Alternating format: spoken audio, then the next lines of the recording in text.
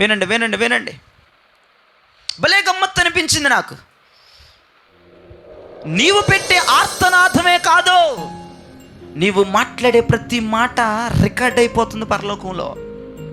భయం పుట్టాలి. ఒకవైపు ఎంత ధైర్యం ఉందో దేవుడు వింటున్నాడు నా ప్రార్థనని, ఒకవైపు అంతే భయం ఉండాలి. సమస్తమును వింటున్న దేవుడు ఆయన. ప్రార్థన గదిలోకి వెళ్ళి మోకాలేసి 2 చేతులు పైకెత్తి నువ్వు మాట్లాడుతున్నప్పుడల్లా వింటనే ఉంటాడు ఆయన. ప్రార్థన ముగించి వెళ్ళిపోతున్నావని దేవుడు కూడా ముగించి ఆయన చెవి ఇంకొక దగ్గర పెట్టడు. ఈమె ప్రార్థన అయిపోయింది, ఇప్పుడేం మాట్లాడుతుందో అని కూడా వినే దేవుడు ఆయన.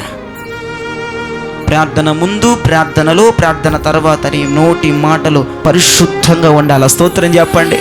నీ హృదయంలో ఏమనుకున్నా దేవుడు చూస్తున్నాడు. నీ నోటితో ఏది మాట్లాడినా దేవుడు వింటున్నాడు. నీ హృదయంలో ఏం మాట్లాడుకున్నా దేవుడు వింటున్నాడు. నీ ఫోన్లో, వాట్సాప్లో, ఫేస్బుక్లో, ఇన్స్టాలో ఏ మెసేజ్లు చేస్తున్నా, ఏది రికార్డ్ ఆన్ ది రికార్డ్ అవతల వ్యక్తికి నువ్వు పంపిస్తున్నా, దేవుడు వింటున్నాడు, చూస్తున్నాడు. కబడ్దార్.